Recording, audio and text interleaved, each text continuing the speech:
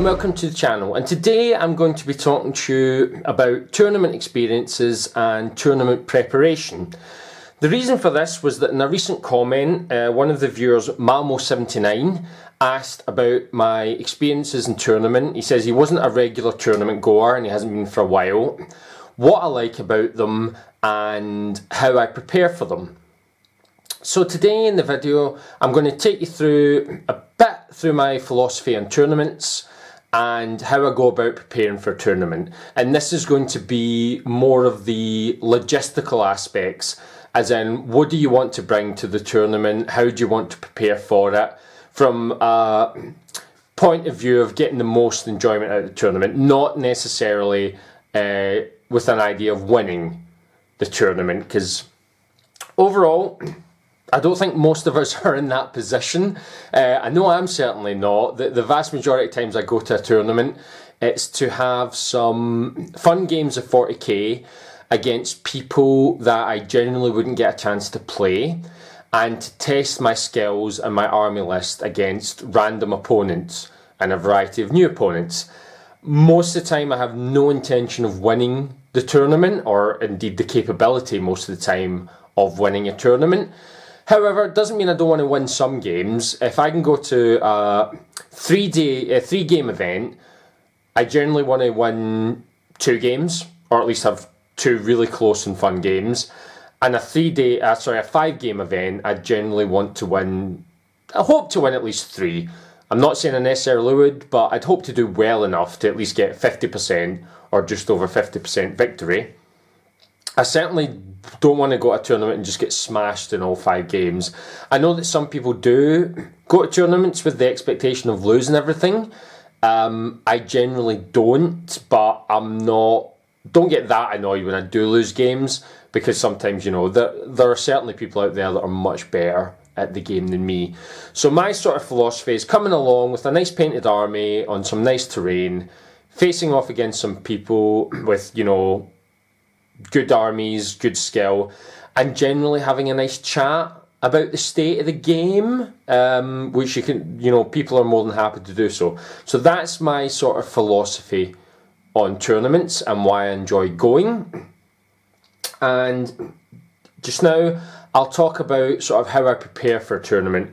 So we'll split this into the sort of pre-tournament, pre-game, during the game, and post-game, what you want to do to prepare for them.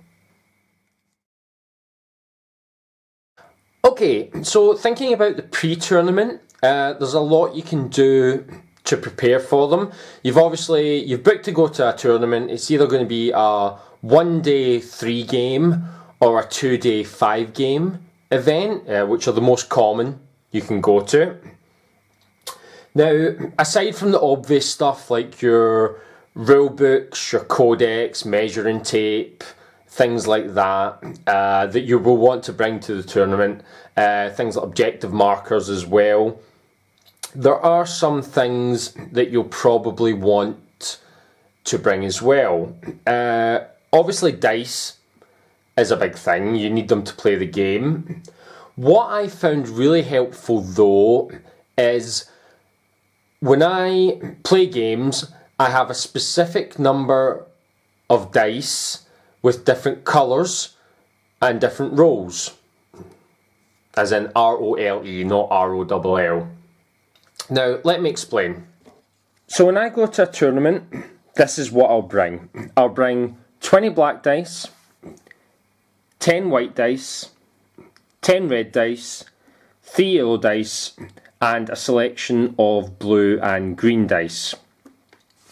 Why I find this useful is that I know exactly how much of each colour I have and what role I'll use these in during the game. So for example, the black, white and red dice are all dice that I use for rolls during the game. So things like to hit rolls, to wound rolls, armour saves, everything like that.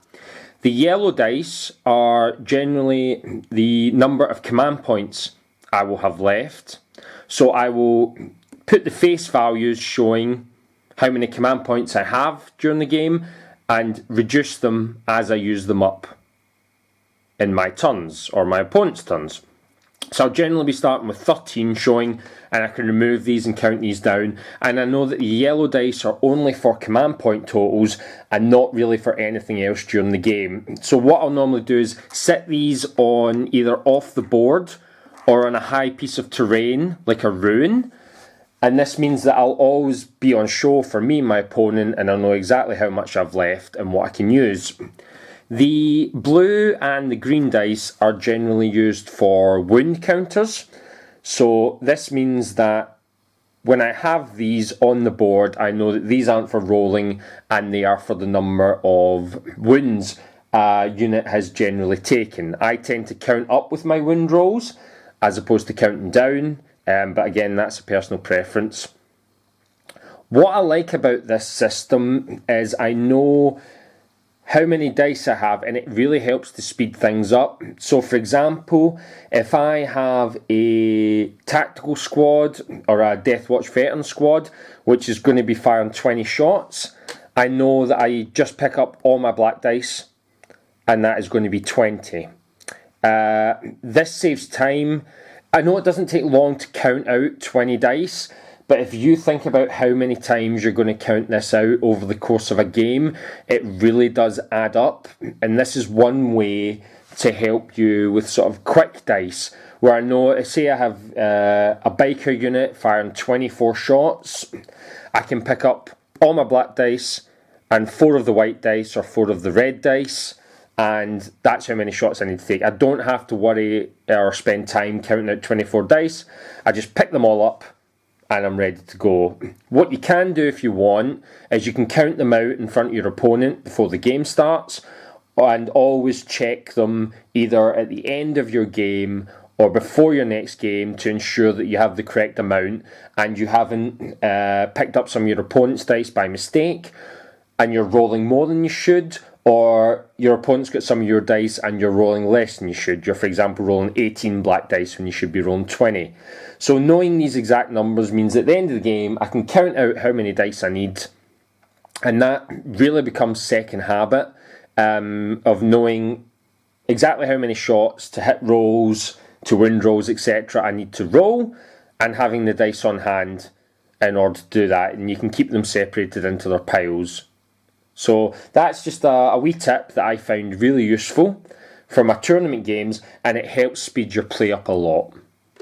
Just another note on the dice there, certainly for tournament play, I like to avoid any fancy dice that have symbols on them, or a lot of the Games Workshop ones have like weird, they have like daggers showing the number of spots.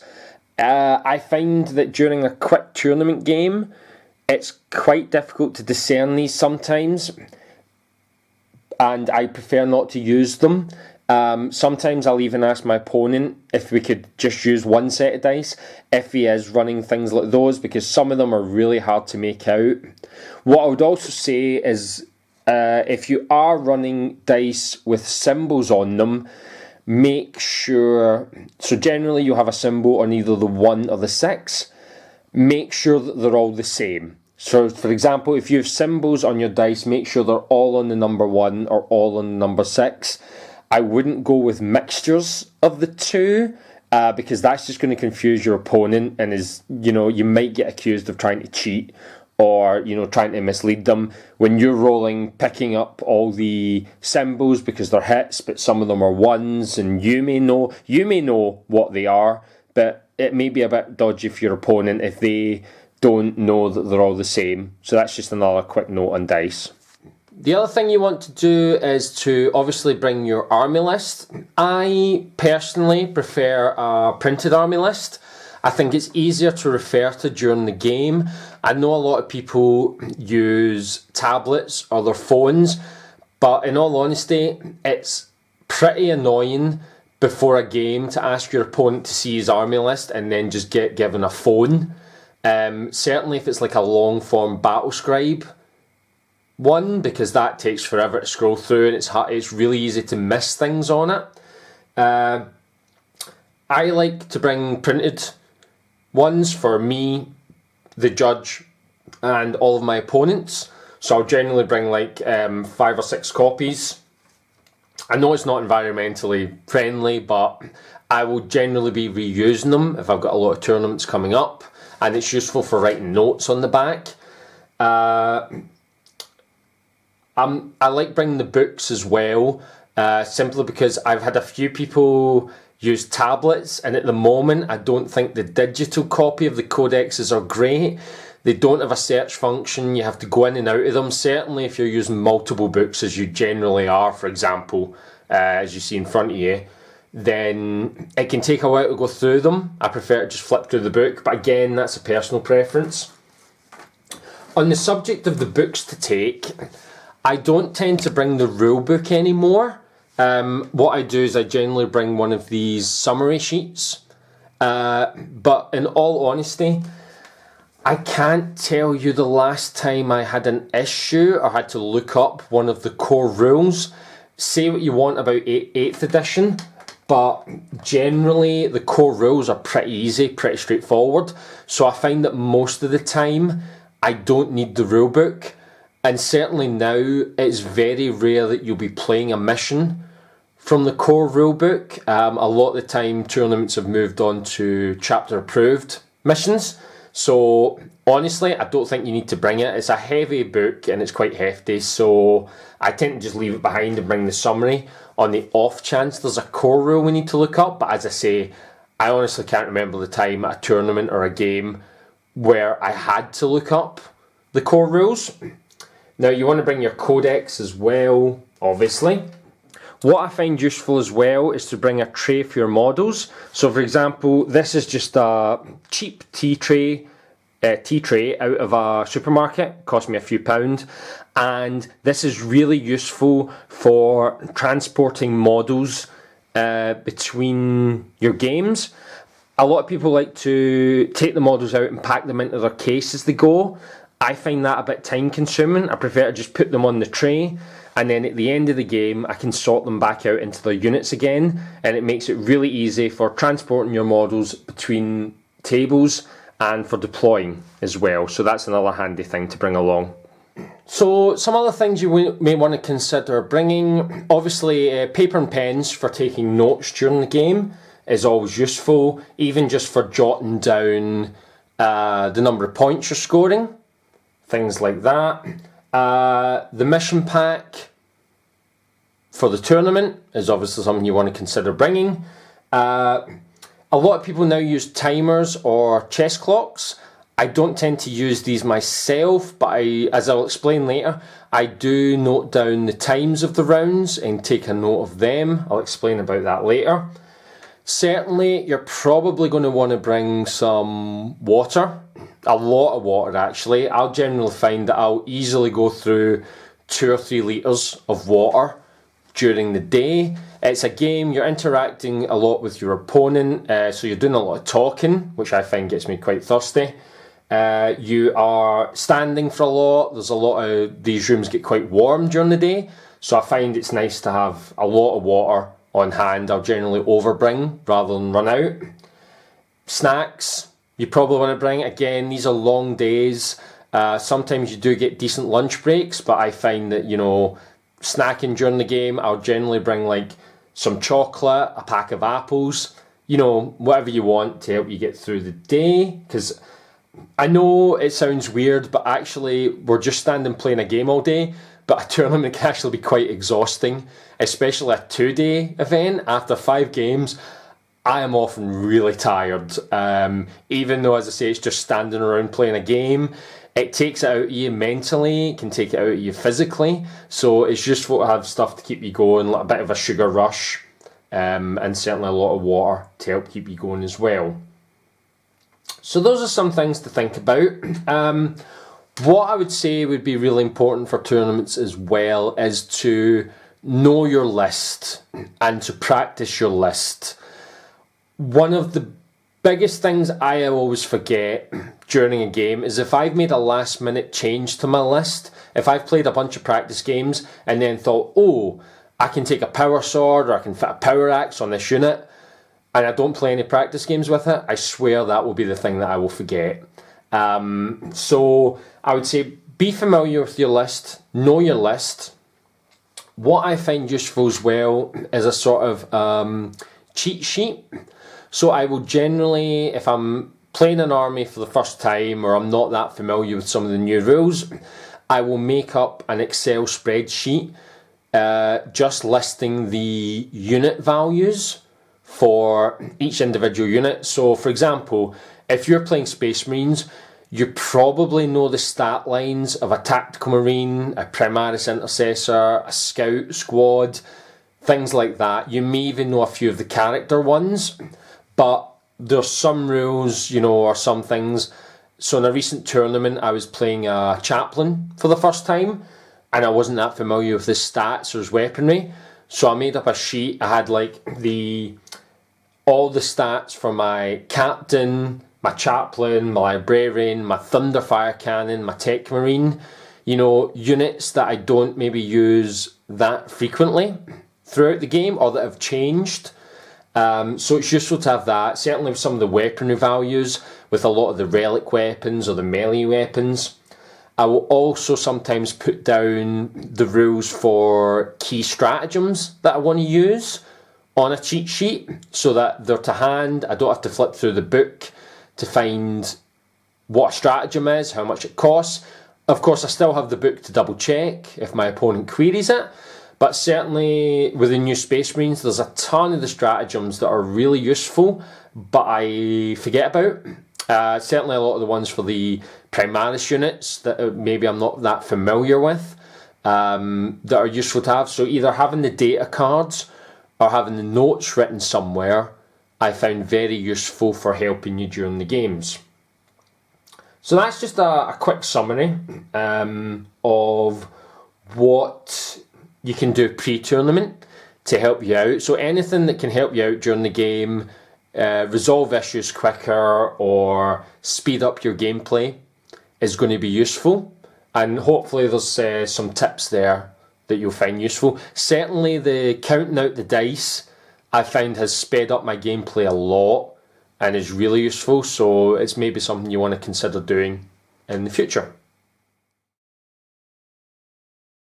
When you're at the event, you've obviously got the pre-tournament stuff sorted. You've probably shown up and registered, got chatting to a few people. As you go to more tournaments in the area, you'll probably get to know more people. That's one of the great things about going to the tournaments. You can have a chat with them, catch up, talk about the most recent codex, FAQ, things like that. When you actually start playing your games, there are some things you can do to help you out. So before the game, introduce yourself to your opponent, obviously. I'll often ask to see my opponent's army list. They will often ask to see mine, so I can hand them over the paper copy when I bring it along. Sometimes you'll get a paper copy of your opponent's list. Sometimes, as I say, you'll get a phone or a tablet.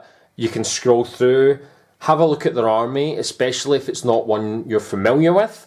If it's an army you play regularly, you'll have an idea of what they can do, any tricks they have. You can ask your opponent if they have any special tricks or tips to tell you about. Most opponents will happily tell you about what their army can do, unless unless you're a top level player on the top table, like end game. I think it's perfectly valid to ask your opponent, what does your army do? What are the tricks? Certainly, if they have any Vigilus supplements or stratagems you're unaware of, ask what they do, ask to see the stratagems so that you don't get caught out. Most opponents, in my experience, will want to win the game because they've outplayed you or they've played the mission better. Most people aren't going to want to win through some sort of gotcha technique. And, generally if they do, you're not going to have a great game against them. If their whole gameplay relies on you not knowing something or catching you out in a rule you didn't know, then most of the time I don't think you're going to have a great game anyway. But, if someone asks me, for example, my White Scars, I'll say, well, the chapter tactic means they can advance and still charge. My captain has a relic jet bike, so he can move 16. He can ignore terrain in the movement phase, but not the charge phase. So he can move 22 inches and still charge. I have some psychic powers and abilities that give me a bonus to my charge. You know, I'll point out the main things. Master of Snares, you know, I have the ability to maybe lock you up in combat so you can't fall back. I can outflank some of my units if I choose to do so. I have Tremor Shells, I can slow your units down, things like that. If they're not familiar with the army, I will generally let them know what it can do. I mean, you don't have to give them all the tricks and tips, but you want to at least give them an overview so they're not like, oh, your biker was in the ruin, I didn't know you could ignore terrain, I would have deployed differently. To me, that's not the best way to win. You know, you want to be familiar, and I would hope that if you're honest, then your opponent's going to be equally honest with you and say, oh, by the way, this unit can do such and such. You might want to deploy further back because most likely I'm going to get a first turn charge on you. Or I can, you know, I'll always ask my opponent if I've got stuff in reserve, certainly with Genestealer cults. Have you got anything that can do an intercept? Have you got anything that can allow you to shoot me out of sequence or to stop me deploying closer to you than the general 9 inches away? So things like that. Another thing is important to do is to talk about the terrain on the board. How are you classing the ruins? Do they have to be in the ruins or just behind them to get a cover save? A frequent thing that comes up is hills. A lot of people play hills as giving you cover. A lot of people will play them as don't. So what's to do is clarify with your opponent so it doesn't cause arguments during the game when you're both assuming different things. Are you playing ITC ruins? You know, do the bottom floors of ruins block line of sight? And if they do, how are you specifying that? Is it going to be all regions? Are gaps in the ruins going to count? Are the end windows going to count, like if it's not a complete structure? Things like that come up during the game. Before the game, take a note of the mission and the deployment.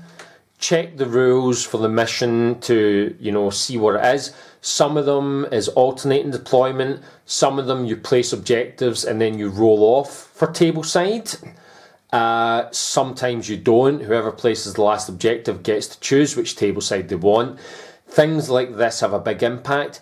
Check, certainly for some of the new Eternal War missions, check whether the scoring is each turn or at the end of the battle round, because that will have an impact on whether you want to go first or second and how you want to play the game. I've certainly had games where I've had an issue with that.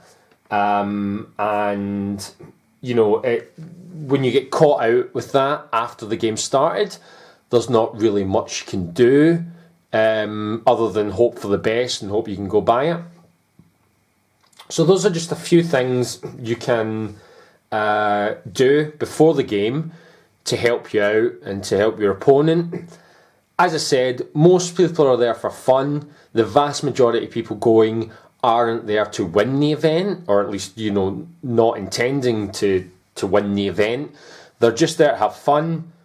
Most people are generally nice at tournaments if you're nice to them, if you're considerate, as we'll talk about during the gameplay. And, you know, it really sets the tone before the game if you can have a good time with your opponent in a good game. Win or lose, if you can have a good time in a good match, that's good. What, for me specifically, what I'll also do during the game is, because I take photos and notes for my battle reports, which you can find on the St Andrews Wargaming blog, I will ask my opponent's permission to do that beforehand. I'll say to them, listen, I write these up as battle reports. I'm going to take some photos and notes during the game. Is that okay with you? And I've never had an opponent say to me, no, I don't want you doing that, or it's going to take too long, don't do that. And, you know, dozens of tournaments in all my years playing, it's never come up. So, as I say, most people are generally quite nice in tournaments. So, with that in hand, let's take a look at what you can do during the game. So now you're ready to get started. Hopefully have a good game of 40k against a nice opponent, a nice close game. some things you can do during your game.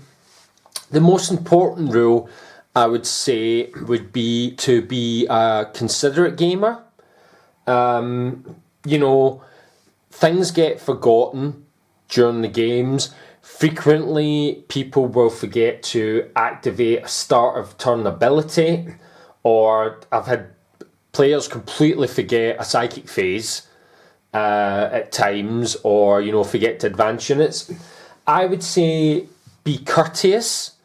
If your opponent wants to go back and correct something they forgot about, I would say in general I would allow it. If it's not going to have a massive impact on the game, or even if it has a big impact in the game, if it's not going to cause a lot of hassle, if they forgot to do something in the movement phase and it's now the fight phase, I think you're perfectly within your rights to say, no, we're well past that. But, if your opponent finishes their move and then goes to the shooting phase and does a shooting with one unit and then goes, oh, I completely forgot my psychic phase, do you mind if I go back? I will generally not have a problem with that. I don't think most players, even on the top tables, I think most players are going to know what their opponent can do, what they're expecting them to do. And if they're like, no, you forgot your psychic phase, I'm not letting you go back, I think they're going to get, they're going to get more of a reputation than their opponent. Doesn't mean you have to let your opponent walk all over you. So, for example, I had a game, so I was playing the Astra Militarum, and because I have that army, I'm a bit familiar with it. The Stratagem Aerial Spotter, which you can play on a Wyvern or a Basilisk, must be done at the start. I think it's the start of the shooting phase. You select a unit and then they get to do rerolls. I think it's rerolls to hit during the game. And I was playing an opponent. First time he selected it, it was halfway through the shooting phase. I think you're supposed to do it at the start because you're supposed to risk it and not wait to see if you need to get these rerolls up. Halfway through the shooting phase, he said, I'm going to play Aerial Spotter. I says, yeah, that's fine. Just to let you know, it has to be played at the start of the phase. I'm happy for you to do it now. But if you want to use it in future, you need to declare it at the start. You can't wait to see what your other shooting does and then decide you want to spend the CP on the reroll.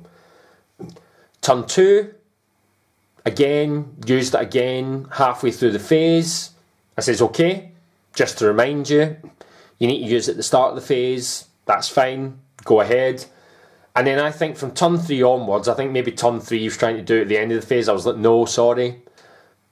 I don't want to be a dick about it, but I've reminded you twice. It is important because you have to decide what you're spending your CP on early.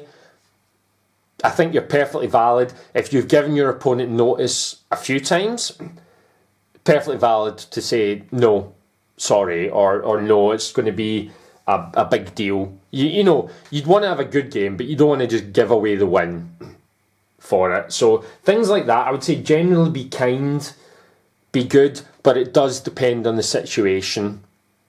I would generally give them, the benefit of the doubt. If they have to cast a psychic power that's key, I'll generally let them go back and do it. Things like that. So, just little bits and pieces like that. It's nice to be courteous and to have a good game. You don't want your opponent being like, oh, it's going to be one of those kind of games. I guess I better do this, do that. But don't let them get away with murder. If you have a problem with ranges, charge ranges, whether a unit can get in, if it's important, talk about it, but feel free to call a judge over. They're there to settle disputes like this. It's not that you give your opponent their entire way during the game. If you have a contentious issue with range measurements, things like that, if they're rolling for stuff and you're not aware what they're rolling for, ask them to explain it. I've certainly had games where my opponent will start rolling dice and picking stuff up and they'll be like, what was that for? You need to, you need to let me know, because if it's going to be important, is that random dice for the las pistol on your sergeant, or is it for the las cannon? Because that's a big difference. What I like to do as well is certainly during a tournament game, what I will like to do is note down the times and the scores of each turn. So one of the things that I do is note down the times, like the game starts, how long deployment takes, who takes the first turn, how long that lasts, things like that. The reason I do this generally is for selfish reasons. As I say, I write down the battle reports and I take notes, and generally I will finish most of my games or get to a good conclusion with my games. But there has been a few times where perhaps the game has not gone well for my opponent and they will, grumble about me slow playing them because I've been writing notes and taking photos. And over the years, I've gotten really quick at doing this. It's not something that most people tend to worry about, but certainly a few times I've had people complain about me slow playing them. And in all those instances, we've either finished the game completely, or because I have written down the round times, if they do call a judge over and say, oh, well, he's been doing this, he's been slow playing me, I can look back to my notes and say, okay, let's take a look. Okay, your first turn took 30 minutes. My first turn took, 25, 26 minutes. Your second turn, you brought your reserves in, took 15, 20 minutes. Mine took 10, 15, or, took 20, 25. I can go through it and, most of the time we will have an even amount of time. Or certainly if I'm pulling my opponent up on timekeeping. There's been a few tournament games recently where we've got to turn 3 or 4 and my opponent's played his third turn and there's literally 2-3 minutes left of the round for me to have a full turn. So during my opponent's turn, I'll sometimes say, we've got 15 minutes left, you've taken 12 or 13 of them so far. I still have to get a turn. Can we either skip this combat, or it's not important, or can we skip this and move on? I think you're perfectly valid to do that. That's why I like to take notes of the round times and of the scores, because there's frequently times where, you're trying to remember who scored what, or what cards were scored. And generally I've got a good record of who scored what and when, and what the points are for each game. There's only been a few times that the issues come up where I've misscored, but it's very rare, and most of the times it happens, it's against me. So I'll either have drawn a game where it was recorded as a loss, or I should have won where it was recorded as a draw or loss. So most of the times if I notice the error, I will correct it if it gives my opponent the advantage. Otherwise I'll generally just let it go, because as I say, it's not till maybe days or weeks later when I write them up that it comes through. So during the game, I would say be nice. Certainly, I'll freely admit, one of the biggest issues I have is if the game is not going well, I will sometimes get grumpy and I'll complain about dice rolls. Like if I'm having horrendous luck or my opponent's having great luck, I'll be the first to admit sometimes I'll get grumpy and complain about it. I'm hoping it doesn't ruin the game for my opponent, but just sometimes, you have those games where you simply cannot roll a hit or you cannot make an armor save. Generally, your opponent's pretty good about it. Feel free to let off some steam. Don't be a dick about it. But I've certainly had plenty of games where my opponent has apologised to me because of their dice roll when they see that I simply cannot make a save, or they've told me to burn my dice. It's all in good humour where you're like, oh, I literally cannot. I think there was one recent game where first turn, my army just melted because I couldn't make a 4-up save. I think I made a couple of 6-up saves when I had to, but out of 20 4-up saves I had to make, I passed maybe 2, and my opponent and I had a good laugh about just the horrendous rolling that I had. So, feel free to complain a little, blow off steam, but don't go overboard. Don't, be miserable during the game. So, yeah, that's it. As I say, it's a lot of fun. Just, have a good time with your opponent. Make it a fun game. Make it enjoyable. So once the game's finished, there's some things you need to do. You have to fill in a scorecard if that's how the tournaments run. Some of them use the app now, the Best Coast Pairing app. I don't think it's as popular in Britain yet. It's certainly used a lot more in the US. I don't think it's generally used over here a lot. Most people still do it by filling in cards. So you want to do that. You want to double check that the score's right. If you've been taking notes during the game or keeping a list, then you want to do that. Make sure it's filled in okay. Double check your scores. Thank your opponent for having a nice game. If you did, have a nice chat with them. Certainly, if I have lost a game, I'll certainly chat to my opponent. Be like, what do you think I could have done better? What would I do to improve this? Because that can help you in your next game. For example, in a recent tournament, one of the big things I was doing was spending way too many CP on my White Scars Bikers and my Thunderfire. I was basically firing it twice most turns, even when I didn't need to, and I was burning through my CP. I was doing the same on Bikers. I was playing, the ball in the saddle stratagem. I let them shoot. I was giving them an invuln save, even though they didn't need it most of the time. I was just wasting CP. And if your opponent says, oh yeah, you wasted a lot on this, or you should have done this, or you should have done this, it does help to improve your next game, where you'll go in and go, oh, maybe I don't need to fire this twice, or maybe I don't have to be so aggressive with this unit. I can hold back and let them come to me. And that can help you during the games. Also, if you're nice about it, feel free to give your opponent some advice. Oh, maybe if you're playing Marines again, do this, do that.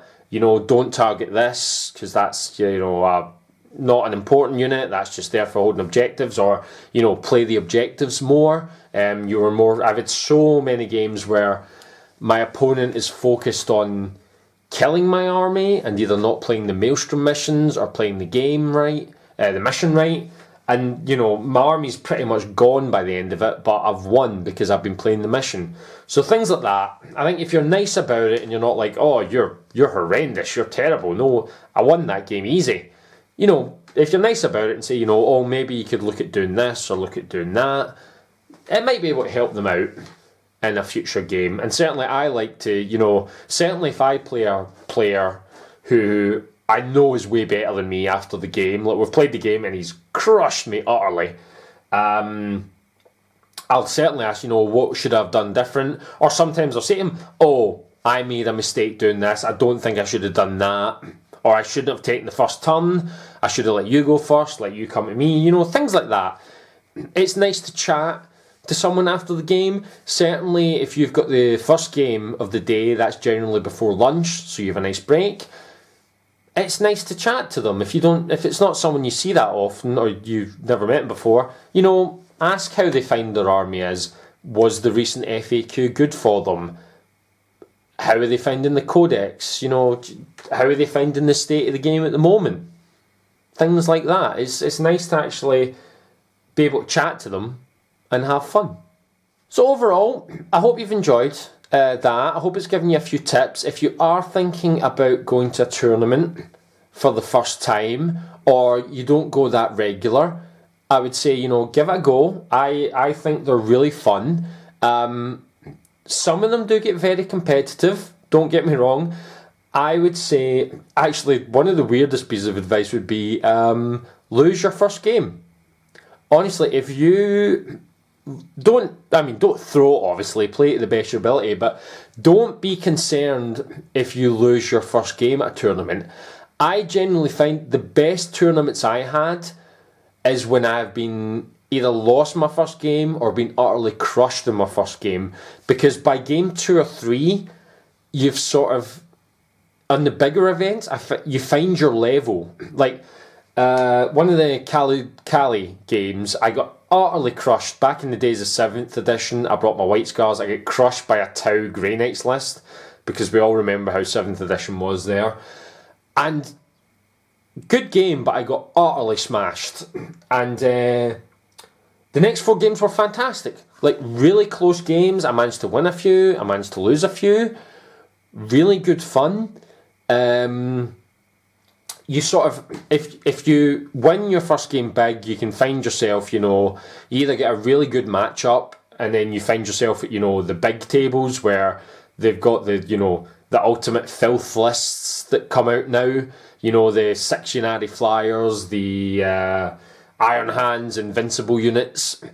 You can find, you take a loss in your second game, and you face yet another really tough army. So things like that. Don't be disheartened if you lose your first game. I tend to find that for a player of my sort of skill level, that's better, because you end up sort of finding the correct level, and you face lists that are a lot closer to yours. One of the worst tournaments I've ever been to in 8th was, again, I think it was one of the Callies or Element Games. My first game was a really good game. I think I was pure Deathwatch against, I think it was like a Blood Angels list, or it was a mixture of Blood Angels and Adeptus Mechanicus. Really good game, really close up until like turn 4, and then things just swung my way. I ended up winning like 20-0, which is the maximum score. Despite how close the game was, up until, I was losing up until maybe turn 2 or 3, and then the game just switched on its head. I got some lucky combats, my opponent had some unlucky dice rolls, and I managed to grab all the objectives at the end of the game and swing things my way. Really good first game. The next 3 or 4 were absolutely horrendous. I ended up facing my list.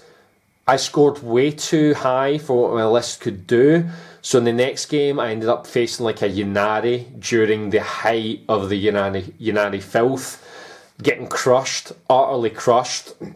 My next game, I ended up facing like Triple Knights, because a Triple Knights player had a bad matchup and got crushed 20-0. So again, I got hammered again.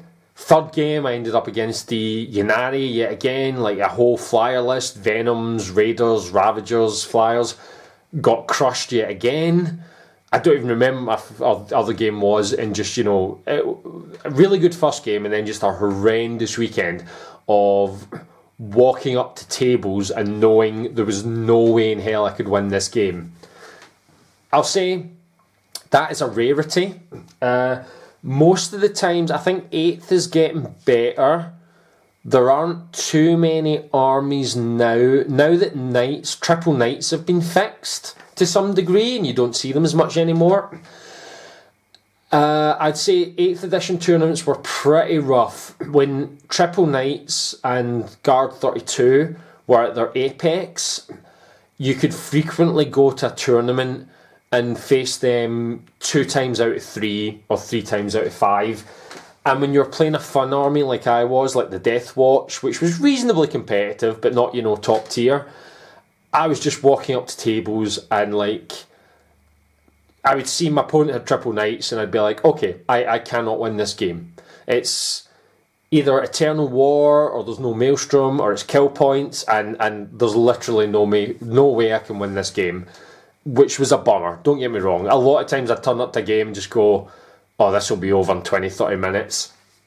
Thankfully, that is getting rarer now as 8th goes on. I know a lot of people are complaining about the Space Marines now in the meta.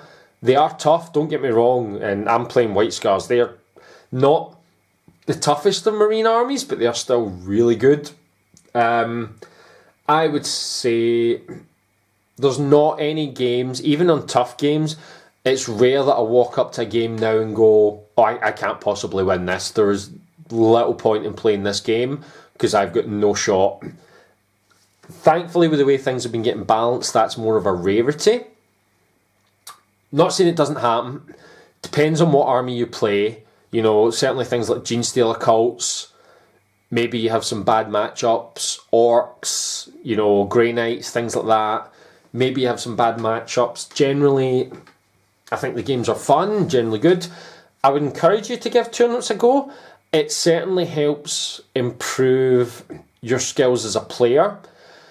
If your opponent pulls some, not tricks, but good good movement in combat. Like, there's so much complexity in moving units in the charge phase and the fight phase with pile-ins and consolidations. And generally, you'll pick up tips like these at tournament play.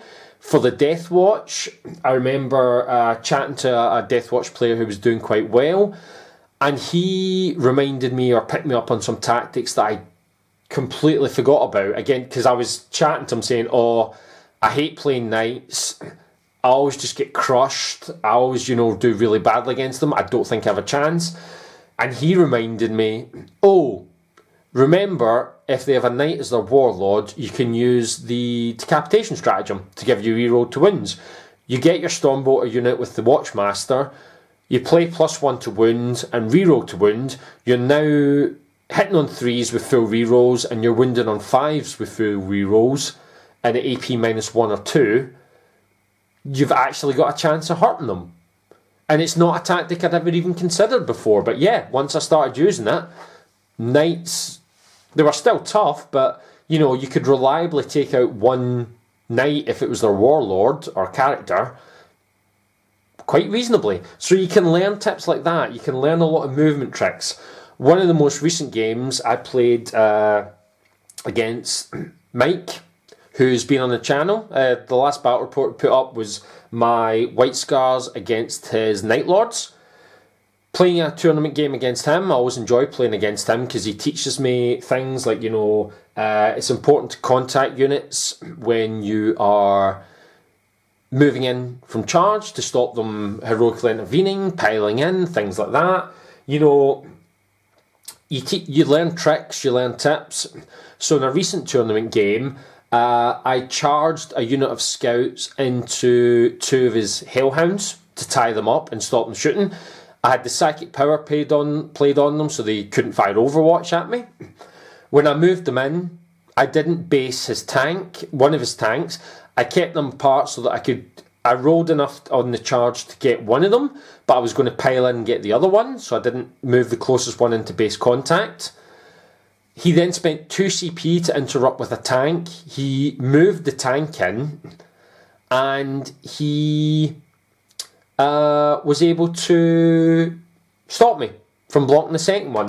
So, it's tips like that. Things, and later in the game, when I charged one of his tank commanders with the aim of wrapping it round and stopping it from falling back, I ensured that I moved into base contact, so he couldn't heroically intervene or spend the CP to do so and to stop me from wrapping him. So things like that. Certainly tournament play, higher level play, you do get to learn some tricks, some of the tips, some of the tricks that go into separating, middle table players to high table players. Even if you get crushed in a game against an opponent, there are sometimes you'll learn tricks about target priority, or how to move properly in the fight phase, or how to pile in properly. And that's another great thing about tournaments. It's not just meeting new people, but it's also improving your game. Playing people you wouldn't normally play, who have different ways to play the game, different tricks and tips, and you can learn some things. And that's one of the things I enjoyed about tournaments. And that's why I write up the battle reports and I do the video battle reports, is to make notes on, when I learn new things, or which new tactics work, which things don't work, how to evolve my lists between tournaments, which units to drop, which units to take. So things like that, which I think are really useful. So I hope you've enjoyed the video. Hopefully you've got some tips for playing that you'll find useful. Please remember to like and subscribe. If you have any tournament tips that you don't think I've covered and want to pass on, please comment below. If you have any other suggestions of videos you would like to see, again, please leave a comment and enjoy. See you next time.